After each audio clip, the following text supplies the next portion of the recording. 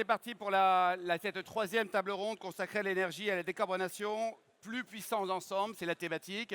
Et pour en débattre, on applaudit chaleureusement nos 5 intervenants. Isabelle Patrier, directrice France de Total Énergie. Corinne Lepage, ancien ministre.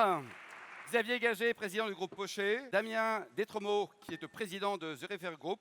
Et puis Michael Picu, qui est directeur général d'Engie, entreprise et collectivité. Bonjour à tous les 5. Alors, la crise énergétique récente nous a rappelé une réalité qui est simple. La transition bas carbone ne peut être dissociée de notre capacité à maîtriser les ressources, la technologie, la chaîne de valeur.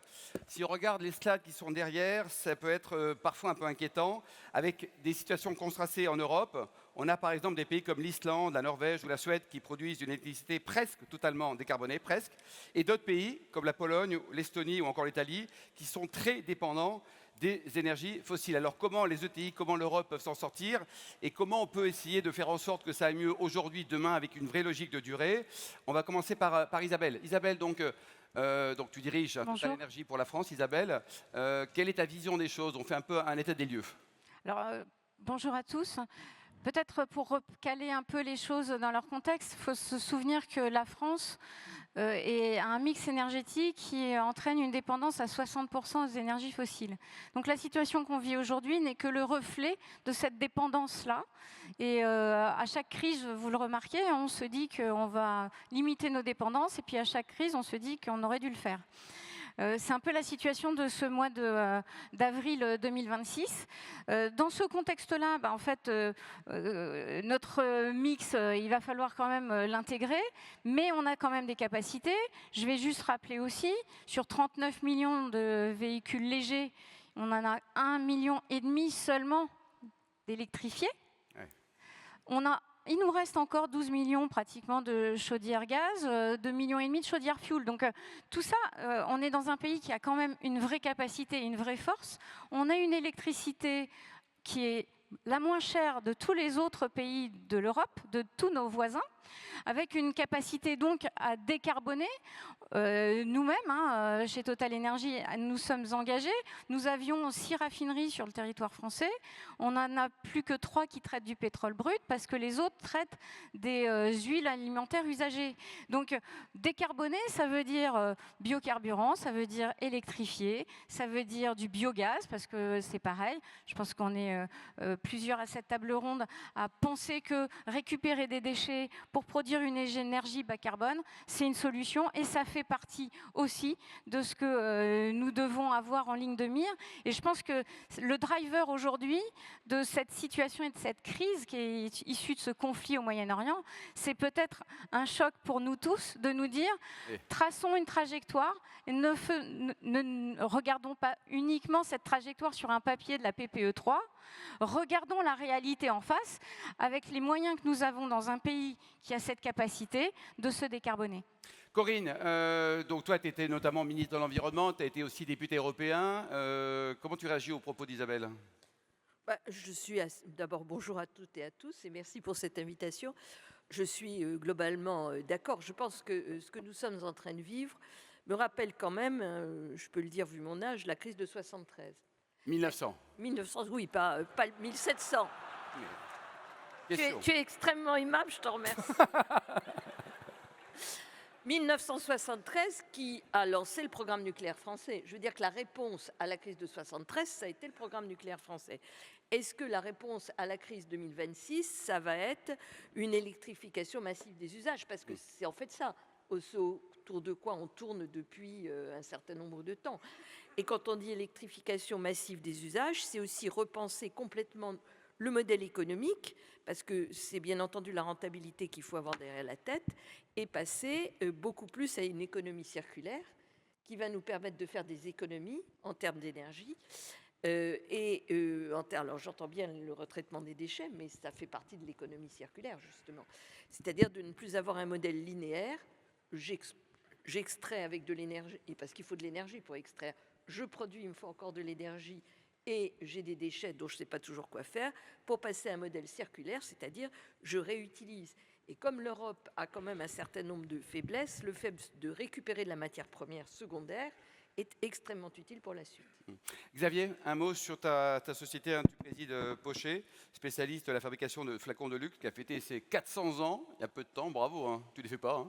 Hein. Un mot sur ta problématique énergétique, elle est juste énorme. Hein. Alors oui, comme vous venez de dire, Pochet, c'est 400 ans, probablement une des plus vieilles entreprises françaises qui livre les maisons du luxe en verre, plastique, métal.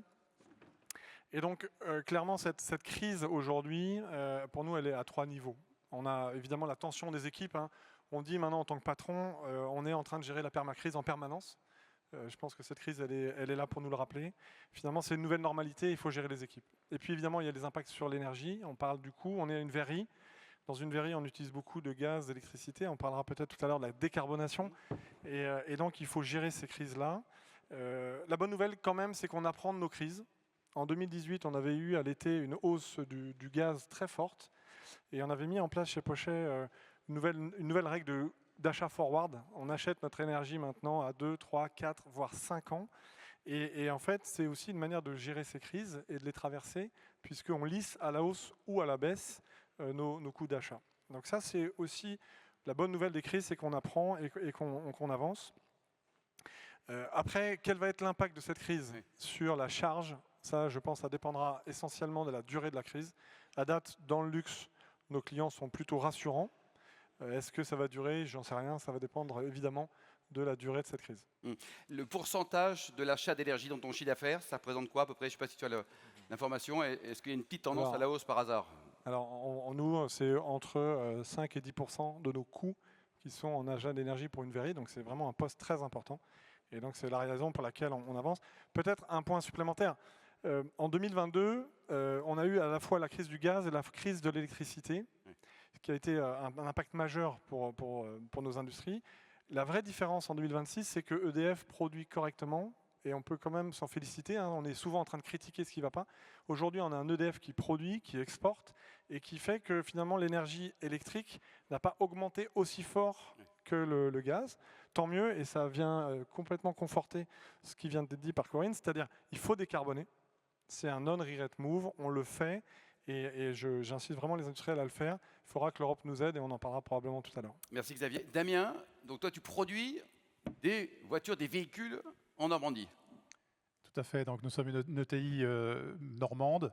Nous produisons et fabriquons des carrosseries frigorifiques. Nous sommes le leader européen de la carrosserie frigorifique sur mesure, principalement des semi-remorques, mais aussi des petits véhicules.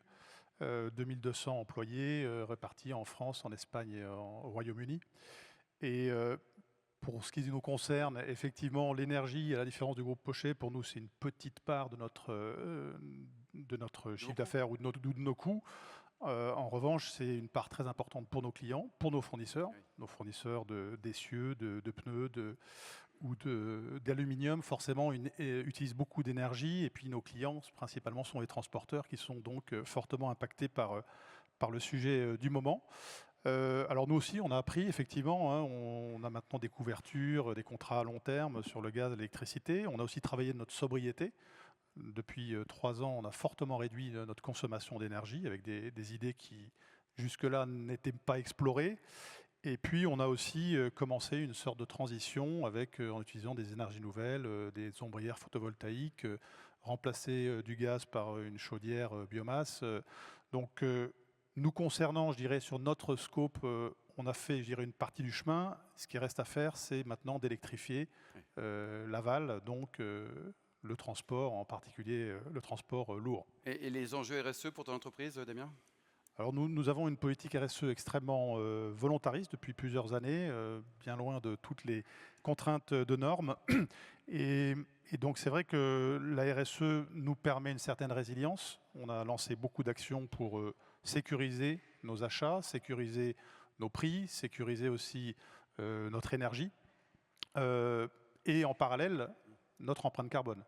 Donc les deux sujets, aujourd'hui, on peut voir ils sont assez convergents finalement.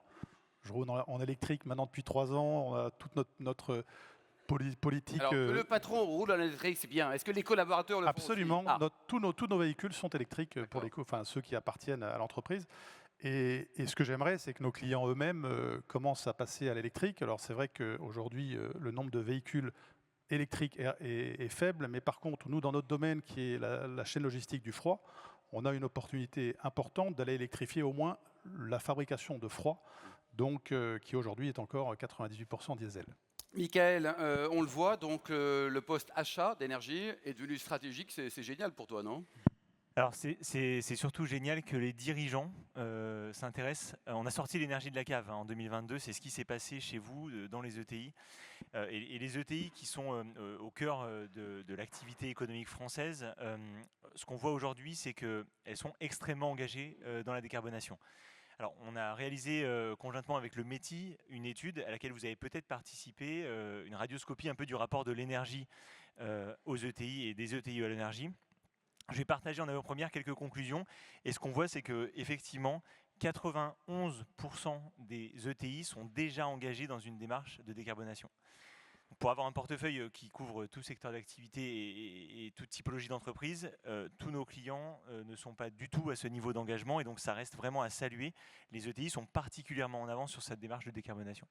Isabelle, on réagit peut-être sur la décarbonation? Alors, il y avait juste un deuxième point qui faisait directement réaction à l'apprentissage de la crise, c'est que une ETI sur 3 en 2022 a absorbé le coût de la crise de l'énergie.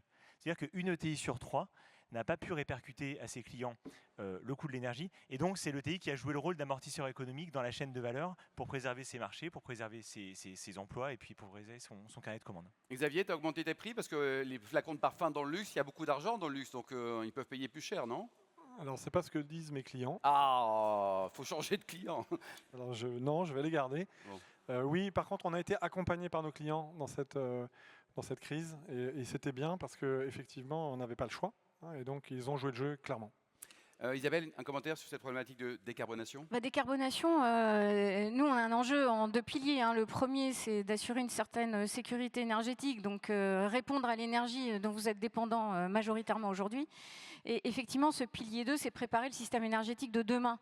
Alors, comment est-ce qu'on fait? Il y a plusieurs enjeux. D'abord, nos usines à nous, donc nos raffineries, nos usines. On a de très grandes usines de fabrication de batteries de haute technologie chez Total Energy en France, notamment. Ça veut dire quand on vous remplacez une raffinerie qui traite du pétrole brut par une bioraffinerie, vous abattez 80% du CO2. Donc en fait, une raffinerie comme celle de la Med qu'on a transformée en bioraffinerie qui traite les huiles de McDonald's, par exemple, en fait, en investissant 350 millions d'euros pour la transformer son process, on a abattu 80% d'1,2 million de tonnes. Ce qui fait qu'en fait, on abat dans une région, Fos-sur-Mer, l'étang de Berre, etc. C'est une des 2 régions avec le nord de la France les plus polluées, avec le plus d'émissions de CO2. Donc quand vous faites ça, quand sur les usines de batterie par exemple, vous travaillez sur l'efficacité énergétique, vous réglez mieux, vous électrifiez un four, vous électrifiez un boiler, vous électrifiez un certain nombre de vos process, en fait vous abattez le CO2, donc ça c'est la première chose. Et quand vous êtes sur certains systèmes, vous êtes sur des systèmes qui sont plus efficaces que ceux qui sont au diesel.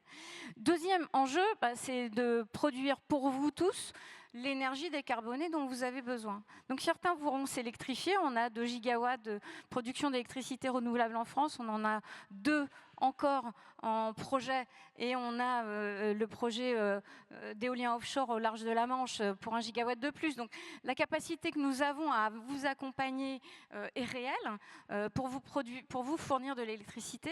Pour ceux qui ne peuvent pas s'électrifier, parce qu'il y a des process industriels qui ne sont pas électrifiables, on est producteur de biogaz et on est aussi un producteur d'hydrogène pour nos usines et qui peuvent parfois, dans un certain nombre d'écosystèmes, vous permettre d'en bénéficier. Et puis, comme nous le gérons pour nous-mêmes, on est capable aussi d'accompagner nos clients dans leur décarbonation avec des contrats, des PPA qui sont des contrats d'achat d'électricité bas carbone, renouvelable ou de biogaz, de façon à vous permettre d'avoir un prix sur le long terme, d'avoir cette visibilité qui est nécessaire à l'investissement et à la compétitivité des entreprises, mais aussi de résoudre cet enjeu de décarbonation. Et quand je vois qu'effectivement, on a développé un certain nombre, on a 26 000 bornes de recharge, dont 2 000 haute puissance sur le territoire français, et qu'on a ces enjeux de biocarburant, de carburant, et alors alors on produit des biocarburants sur le territoire français, on en aura 1 million de tonnes dans 4 ans. Ce qui veut dire que tous les poids lourds, tous vos transports lourds, vous pouvez les basculer aussi sans modifier les moteurs du diesel au biodiesel. Ça veut dire aussi que vous avez certains qui peuvent rouler au biogaz. Ça veut dire que vous avez des process industriels que vous pouvez décarboner avec une visibilité de prix de l'énergie. Enfin, voilà, je pense que vous avez un mix disponible en France qui vous permet avec un certain nombre d'acteurs, et on n'est pas les seuls. Donc je pense que la France, c'est un peu un message d'espoir. La France a quand même une capacité à se prendre en main sur sa trajectoire pour accompagner ses entreprises et ses citoyens dans cette trajectoire-là. Corinne, on a vu le prisme français d'Isabelle. Toi, avec le prisme européen, comment tu vois les choses ? Justement, c'est très intéressant de voir la manière dont l'Europe essaye, à la suite des rapports Draghi et l'État, de lier la décarbonation et la réindustrialisation. Parce que le sujet de la décarbonation, ce n'est pas seulement un sujet d'écologie, c'est avant tout un sujet d'économie. Quand on voit la dépendance que nous avons avec ce qui est en train de se passer au Moyen-Orient, dont on ignore totalement comment ça va se terminer, le temps que ça va durer, les dégâts qui seront causés, et donc les conséquences que nous aurons à supporter. J'ouvre juste une parenthèse, j'étais quand même assez suffoquée de voir hier la déclaration de M. Birol, je ne sais pas si vous l'avez vu, le président ou le directeur général de l'Agence internationale de l'énergie, disant que la crise était extrêmement grave et qu'elle était plus grave que les crises cumulées pétrolières que nous avions vécues depuis 1973. Donc ça veut dire qu'on s'attend à quelque chose qui va être extrêmement lourd. Donc c'est un sujet économique, celui de la décarbonation. Et donc, ce qui est intéressant, c'est qu'au niveau européen, on en a pris conscience. Tu rappelais tout à l'heure que la situation des différents pays européens est très différente. Évidemment, il y a des vieux pays charbonniers comme la Pologne, et puis il y a des pays qui, comme les pays du nord de l'Europe, peuvent bénéficier de géothermie ou de conditions hydrogéologiques telles qu'elles peuvent avoir quasiment 100% d'énergie renouvelable. Ce n'est pas du tout les mêmes situations. Mais la manière dont l'Europe conçoit la transformation, c'est précisément en donnant des objectifs aux différents pays qui ne sont pas les mêmes. Et heureusement, parce qu'on ne peut pas demander à tout le monde de s'aligner, sachant qu'aujourd'hui, vous avez quand même plus de 50% des pays européens qui ont un mix électrique, pas énergétique, un mix électrique qui compte plus de 50% d'ENR dans ce mix. Donc certains vont jusqu'à 90%. Donc moi, je ne fais pas partie je suis comme tout le monde inquiète, mais je pense qu'il y a beaucoup de prise de conscience et surtout il y a beaucoup de volonté de la part des entreprises qui ont parfaitement compris que leur intérêt, c'était d'aller vers la décarbonation pour des questions de coût et pas seulement pour des considérations d'ordre écologique. Michael ? Je trouve ça très important. Oui, je rejoins complètement Corinne. Je pense que pour les entreprises comme pour la France, en fait, l'objectif aujourd'hui, c'est 1, décarboner, 2, sécuriser l'approvisionnement, et 3, rester rentable, rester abordable. Et pour ça, en fait, il y a plusieurs solutions. Il n'y a pas une solution unique. Il y a forcément de la molécule, de l'électron, de l'efficacité, de la sobriété au rythme de chaque entreprise. Et en cela, on voit que les ETI sont particulièrement en avance. En tout cas, ont déjà exploré de nombreuses solutions. Il y a un autre point qui est très important. Les heures les moins chères, c'est les moins carbonés. Oui. C'est le cas en France, c'est le cas dans d'autres pays européens. Et c'est génial. Ça veut dire qu'aujourd'hui, un fournisseur peut accompagner une entreprise pour à la fois construire une trajectoire prix, une trajectoire de décarbonation, et puis aussi en simplifiant cet accès à l'énergie, permettre aux ETI de se concentrer en fait sur leur business. Le deuxième point qui est intéressant, c'est qu'il y a aujourd'hui d'autres gisements de valeur qui commencent à être exploités, et je suis sûr que parmi l'Assemblée ici, parmi vous, chefs d'entreprise, certains avaient déjà des batteries, et exploiter déjà ce gisement de valeur, c'est la flexibilité. Il ne suffit pas aujourd'hui de signer au bon prix, il faut consommer au bon moment. Et ça, c'est assez nouveau, c'est directement lié au fait que ces heures les moins chères sont les moins carbonées. En faisant ça, en consommant au bon moment, on remplit on boucle la boucle de la table ronde, c'est décarboné, c'est compétitif. Donc il y a ces solutions de flexibilité qui existent, qui se développent. Vous pouvez les mettre en œuvre directement dans vos entreprises. Il n'y a pas besoin d'une taille critique énorme, vous l'avez largement. Et donc en cela, je pense que c'est vraiment des solutions pour aller encore plus loin qui vont réellement se développer. Xavier, Damien, un commentaire avant de parler du nucléaire sur les différents propos ? Juste, dans une verrie, en fait, on consomme tout le temps. Toi, il n'y a pas d'heure creuse. Il n'y a pas d'heure creuse. Ouais. Bon, très bien. Alors, le 10 mars dernier, la France a accueilli le sommet mondial de l'énergie nucléaire. On va écouter une petite vidéo de Nicolas Fourissier, qui est ministre délégué auprès du ministre des Affaires étrangères, chargé du commerce extérieur et de l'attractivité. C'est un peu long tout ça. Qui a été une des stars de ce congrès. Donc, la vidéo, si elle est prête. Mesdames et messieurs, la semaine dernière, vous ne pouvez l'ignorer, s'est tenu à Paris le sommet majeur consacré au nucléaire civil. Et ce sommet a confirmé une chose simple, le nucléaire est redevenu un enjeu central de notre avenir énergétique, industriel et stratégique. Et je veux le dire avec force, nous ne réussirons pas la transition énergétique sans lucidité. Nous ne la réussirons pas avec des slogans ou en opposant le climat, l'industrie et la souveraineté. Nous ne la réussirons qu'avec des solutions concrètes, robustes, durables, et le nucléaire en fait partie. Pourquoi ? Parce que le nucléaire est l'une des sources d'énergie les plus faiblement émettrices de CO2. Parce qu'il permet de produire une électricité stable, pilotable, décarbonée. Parce qu'il répond à cette exigence décisive de notre époque, décarboner tout en garantissant notre sécurité d'approvisionnement et la compétitivité de nos économies. C'est cela, au fond, la ligne de la France, une écologie de résultats. Le sommet de la semaine dernière n'a pas été seulement, d'ailleurs, un moment diplomatique, il a aussi montré que la relance du nucléaire civil est désormais une réalité industrielle, économique et stratégique. États, industriels, investisseurs, toute la chaîne de valeur était mobilisée pour accélérer, financer et structurer cette dynamique. Pour la France, c'est une opportunité majeure, car notre pays dispose d'un atout unique, la maîtrise complète du cycle nucléaire, de la conception des réacteurs jusqu'au recyclage du combustible. Cette expertise repose sur une filière forte, un tissu industriel dense, des savoir-faire reconnus et, j'en suis persuadé, un potentiel considérable à l'export. Je le vérifie à chacun de mes déplacements. La France est l'un des rares pays au monde capable de proposer une solution industrielle complète. Et dans le monde qui est le nôtre, j'en suis convaincu, l'énergie la plus souveraine est celle que l'on est capable de produire, de maîtriser et de porter à l'international. Merci à vous, merci d'y participer. Corinne, alors à l'époque, le nucléaire, c'était pas sexy du tout. Maintenant, c'est génial. Toi, t'es comment ? Alors, je pense que les raisonnements trop binaires, généralement, ne sont pas les bons. Merci, Corinne. Voilà. Tu sais, c'est pour le XVIIe siècle, tout à l'heure. Ah, pas oublié, hein. Je t'aime, Corinne.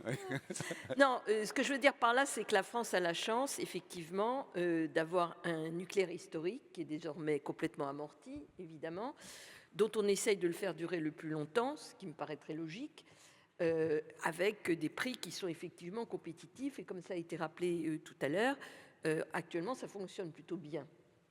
Le sujet, c'est de savoir ce qu'on fait avec le nouveau nucléaire. Autrement dit, est-ce que l'avenir, c'est les SMR ou est-ce que l'avenir, c'est les EPR2, c'est-à-dire des très grosses installations qui, je dirais, ne sont pas toujours, je vais employer un mot aimable, le passé nous a appris que ce n'était pas toujours facile à mettre en place et que ça coûtait généralement un petit peu plus cher que ce qui avait été envisagé au départ. Donc derrière cette question, il y a une question de prix, une question de coût du kilowattheure. Le coût du kilowattheure du renouvelable, surtout maintenant avec le développement de batteries qui sont de moins en moins chères, devient assez compétitif. Alors, ce qui est vrai avec le renouvelable, c'est que nous ne maîtrisons pas la totalité de la chaîne, puisque malheureusement, on a quand même abandonné à la Chine l'essentiel de la production des cellules photovoltaïques. Mais ça ne représente que 15% de la valeur de l'installation. Les 85% restants, nous pouvons, nous, les maîtriser. Voilà. Donc, la question qu'on va devoir se poser, c'est est-ce qu'on peut avoir un nucléaire à un prix convenable ? L'Europe est en train d'examiner nos projets de PR2. Est-ce qu'on va pouvoir installer des SMR dans des délais suffisamment courts, avec des règles de sûreté qui tiennent la route et avec un prix qui soit acceptable? Donc il ne faut pas avoir de dogmatisme, à mon avis, sur le sujet. Il faut regarder les choses de manière très claire, très économique et voir quelle est la meilleure solution pour nous. C'est pour ça que je disais que ce n'était pas binaire à mes yeux. Isabelle. Nous, du nucléaire, on n'en fabrique pas du tout, on n'est pas du tout experts en la matière, mais peut-être que ce qu'il faut se dire, c'est qu'on a besoin d'électricité. Je vais vous donner juste un exemple. En janvier dernier, la France a été importatrice d'électricité. Donc on dit qu'on déborde d'électricité, qu'on en exporte, oui c'est vrai, Pas toujours. Mais on ne passe pas les pics. Donc à un moment donné, il faut être aussi pragmatique et se dire, il faut qu'on continue à développer des énergies renouvelables de façon assez volontariste, parce qu'aujourd'hui, et ça fait écho aussi avec ce que représente l'Europe, on doit s'appuyer sur nos voisins. Et on ne peut pas vivre seul dans un monde complètement isolé. Nous ne sommes pas une île de l'énergie, bien que nous ayons quand même un avantage, on vient de le dire, assez compétitif par rapport à nos voisins. Donc je pense qu'il faut qu'on tienne cette ligne et qu'on ne la perde pas de vue. Il faut qu'on continue à développer notre production d'électricité sur le sol français, parce que les interconnexions et l'Europe avec nos voisins est quelque chose de majeur. Mais il faut qu'on continue à se dire que si on veut décarboner, on va augmenter la demande d'électricité et que dans ce sens-là, on doit continuer à tenir notre trajectoire et ne pas mollir dessus. Michael, un commentaire sur le nucléaire? Oui, je rejoins complètement les propos de Corinne. Effectivement, ne soyons pas dogmatiques. C'est forcément une alliance, c'est forcément une solution qui est hybride, de pouvoir décarboner aujourd'hui en étant compétitif. Je suis tout aussi curieux sur le coût du nouveau nucléaire que l'ensemble des personnes dans la salle, qui effectivement sera décisif. On voit aujourd'hui que le système batterie plus renouvelable peut être très intéressant, mais c'est forcément des solutions qui seront hybrides. Et j'invite, le représentant, le dirigeant du groupe Pochet, parler d'achat long terme. Et ça aussi, c'est une des clés en fait de la compétitivité. Le pire qui puisse arriver à une ETI comme vous aujourd'hui, c'est de devoir prendre une décision maintenant. En fait, c'est d'avoir une échéance du contrat au 1er avril. Et ça, c'est à proscrire. Or, on voit, et je reviens toujours dans cette étude qui vous sera dévoilée beaucoup plus globalement par le métier NJ prochainement. Quand La majeure, dans les mois qui viennent, je parle sous le contrôle des éminents présidents du métier. Non, ce qu'on voit, c'est que la majeure partie des ETI ont aujourd'hui des contrats de 2 à 3 ans en prix fixe. C'est bien, mais peut mieux faire. Et comment est-ce qu'on peut mieux faire? C'est-à-dire qu'il faut être capable d'aller saisir les opportunités de marché dans des offres qui soient hybrides, qui permettent à la fois d'aller fixer des blocs au moment où il y a des opportunités de marché et en même temps de ne pas se retrouver dos au mur. Et donc ça permet petit à petit d'intégrer des PPA, d'intégrer des batteries dans ces offres qui sont flexibles. Mais il y a un vrai enjeu de construire une trajectoire énergétique à tout type d'entreprise et particulièrement aux ETI, parce que le pire qui puisse arriver à une ETI, c'est de se retrouver obligé de signer au moment d'une crise qui, on l'espère, la crise actuelle durera le moins longtemps possible. Damien? Moi, je suis effectivement très favorable au nucléaire dans la mesure où ça permet d'électrifier la plupart des usages. Alors nous, on est plutôt sur l'aval. Les solutions d'électrification, il y a 5 ans, ça fourmillait sur toutes sortes de technologies. Aujourd'hui, ces technologies ont été mûries, elles sont disponibles sur étagère, que ce soit des groupes frigo tout électriques avec un pack batterie, avec du complément photovoltaïque sur le toit d'une semi-remorque, avec des essieux générateurs, tout existe. Moi, j'ai juste un petit regret, alors je vais peut-être faire polémique, mais effectivement, on a une surcapacité aujourd'hui installée. Pourquoi est-ce que l'hydrogène a été sacrifié? Nous, on s'était lancé en y croyant il y a 5-6 ans. On a complètement arrêté notre développement. On était capable de faire des semi-remorques totalement à l'hydrogène. L'hydrogène, en fait, c'est l'électricité stockée. Donc, dans les temps creux, pourquoi pas fabriquer de l'hydrogène? Mais bon, passons. Donc, aujourd'hui, on est plutôt sur des véhicules tout électriques qui ne demandent qu'à se développer.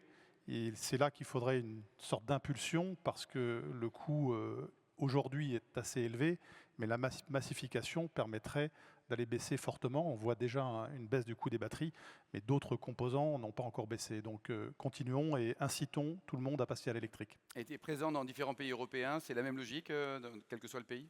Ah oui, aujourd'hui, tous les pays sont... Alors, certains sont moins équipés que d'autres, hein, mais tout le monde a bien compris que l'électrification était la voie de demain.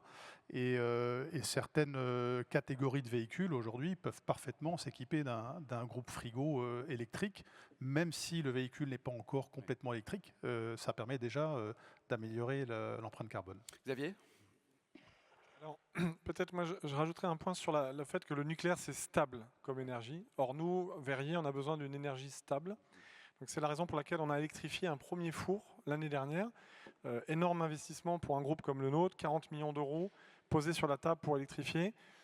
Renforcer aussi le message de ce matin, vous faites de la décarbonation dans la durée si vous avez un actionnaire qui vous fait confiance dans la durée.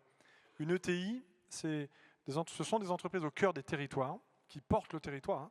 Moi, je suis le premier employeur de Normandie. Combien de collaborateurs? 3000. Aujourd'hui, 2700 en France. Toi, Damien, combien?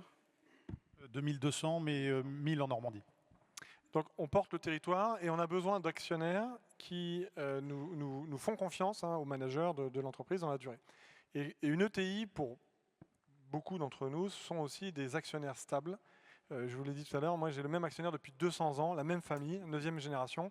C'est une chance extraordinaire de pouvoir se projeter dans la durée. Et c'est grâce à ça qu'on a fait ce four. Et donc, il faut avoir conscience de cette chance-là qu'en est une ETI. Et peut-être deux points importants. Les entreprises comme les nôtres, industrielles, vont faire face à un vrai sujet, notamment de puissance installée dans leur site. Aujourd'hui, nous, on a utilisé la totalité de la puissance installée dans notre site Verrier. Et donc, on a, pour passer l'étape d'après, c'est-à-dire le deuxième four qui est prévu en 2033, une vraie question autour de cette puissance disponible. Sauf que c'est très ingrat, parce qu'installer une deuxième ligne Enedis, renforcer notre puissance installée, parce que c'est des installations qui ont 50 ans, ça coûte 10 millions d'euros et ça rapporte rien. Et là, on disait tout à l'heure, la décarbonation, ça fait économiser de l'argent, pas tout le temps en fait. Et donc si vous n'êtes pas dans la durée, vous vous arrêtez. Et là, on a vraiment besoin de l'État. J'ai passé 11 jours en Chine en mars. Je peux vous dire que mes concurrents chinois, ils profitent d'un État qui les aide. L'État doit comprendre qu'il faut accompagner, l'ADEME le fait, les entreprises françaises qui se décarbonent dans la durée. Et nous, on a besoin de ça, parce que sinon, les 10 millions d'euros, je ne suis pas capable de les mettre tout seul. Donc ça, c'est un premier sujet. Et ensuite, il y a un deuxième sujet qui fait le lien avec l'Europe. L'année dernière, on a décarboné, et vous savez qu'on a des quotas carbone qui diminuent année après année. La baisse des quotas carbone en 2026 est supérieure à l'impact total de mon four en 2026. Donc je vais voir mon actionnaire en disant j'ai besoin de 40 millions d'euros pour décarboner. Et la semaine d'après, je lui dis il faut que je rachète pour 1,5 million d'euros de quotas carbone parce que sinon je passe pas 2026. Et là on est un peu dans l'absurdie parce que mes concurrents indiens, mes concurrents chinois, ils livrent des produits, ils n'ont pas ces contraintes-là. Et on fait le lien clairement avec la capacité de l'Europe à décider rapidement. On est en train de discuter avec eux en disant arrêtez l'absurdie, ralentissez la baisse de ces quotas carbone parce que sinon on ne va pas tenir et il va falloir 6 mois pour décider. Cette décision doit être prise en 1 semaine. Terminé.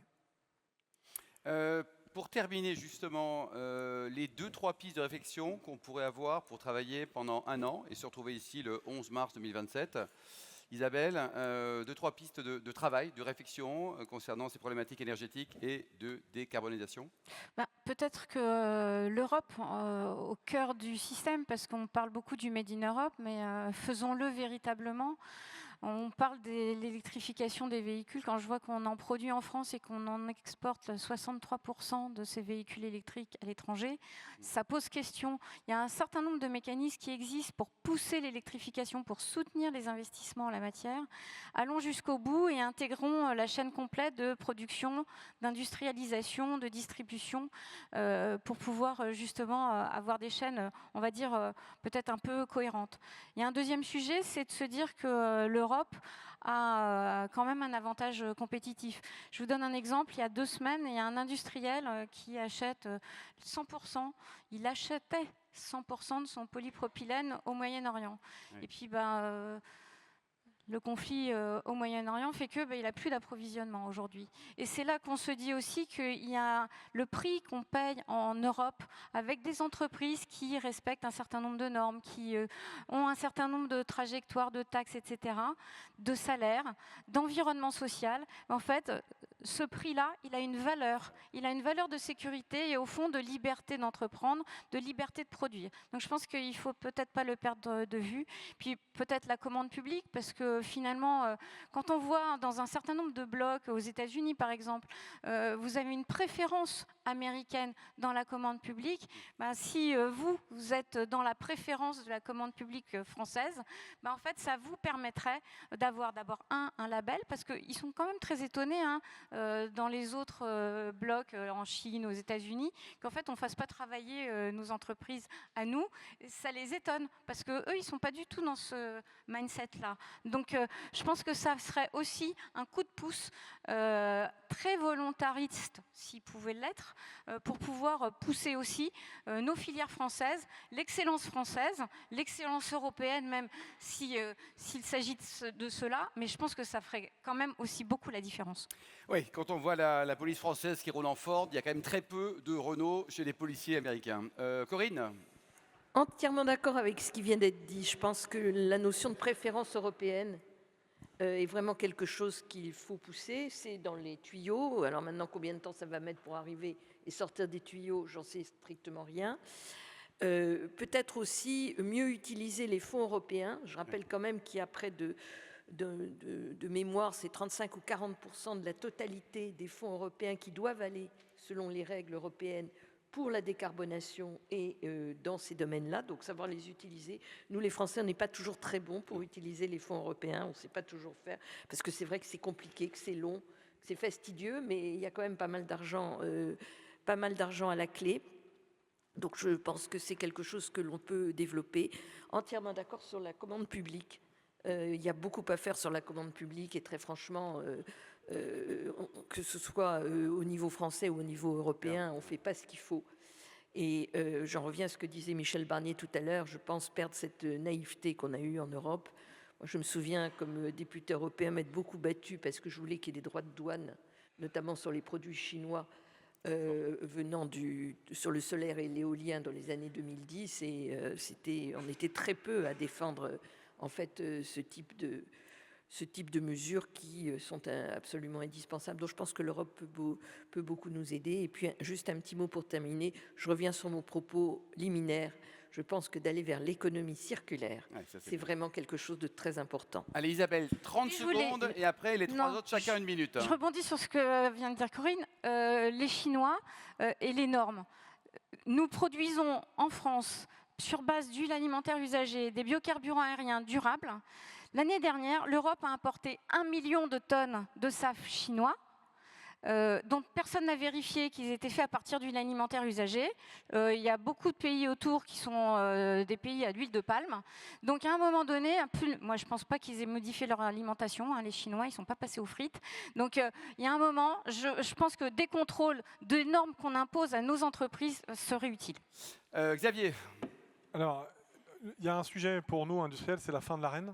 On a basculé en 2026 avec une énergie qui était en partie aidée par le gouvernement à 42 €. Ça s'est terminé. Donc on a pris une hausse en 26. Il y a un sujet pour les ETI.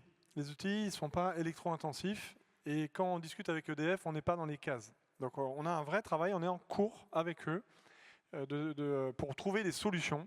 Après 2031, qu'est-ce qui se passe pour nos entreprises?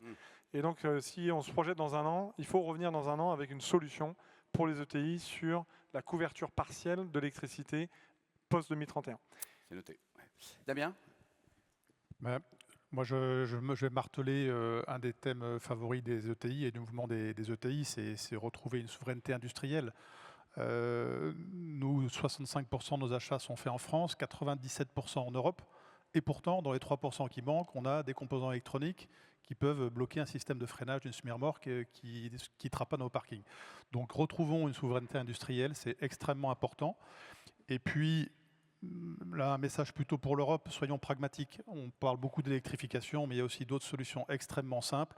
Je pense à l'éco-combi, un camion qui tire 2 semi-remorques, il n'y a qu'un chauffeur, on est en manque de chauffeurs. On fait une économie de carbone et évidemment de coûts, de carburant, et pourtant, ni la France ni l'Allemagne ne valident ce genre de solution. C'est dommage. On note. Michael? Oui, pour conclure brièvement, pour moi, le ministre Serge Papin le disait tout à l'heure, on a la capacité et le pouvoir de produire en France en étant compétitif. Et bien évidemment, le mix énergétique français, c'est un atout de souveraineté et un atout différenciant dans le monde économique. Il faut qu'on en profite. Il y a aussi cet enjeu, Xavier parlait de la fin de l'Arenh, il y a d'autres solutions aujourd'hui et je refais un lien aussi avec l'administration et le fait que, attention à l'ajout de normes et à la tendance à la surprotection aussi. On a besoin d'innover, vous innovez au quotidien, l'énergie est un monde d'innovation et donc on a aussi des solutions à proposer qui sont innovantes, qui peuvent répondre à des besoins qui sont parfois très petits. On n'a pas besoin de grandes échelles pour faire de l'innovation sur l'énergie. Et donc je rejoins mon propos qui était anticipez, échangez, faites de vos fournisseurs des partenaires, de vos fournisseurs d'énergie aussi, vous le faites déjà dans votre chaîne de valeur, mais il y a cet enjeu de travailler sur le temps, sur l'énergie, pour ne pas se retrouver dos au mur. On a tout ce qu'il faut. Maintenant, il faut qu'on puisse le faire tous ensemble. Bon, vous serez avec nous dans un an, le 11 mars 2027, ici, pour la deuxième édition de Open Studies. Très bien. Alors, on les applaudit chaleureusement. Merci à tous les 5. Merci.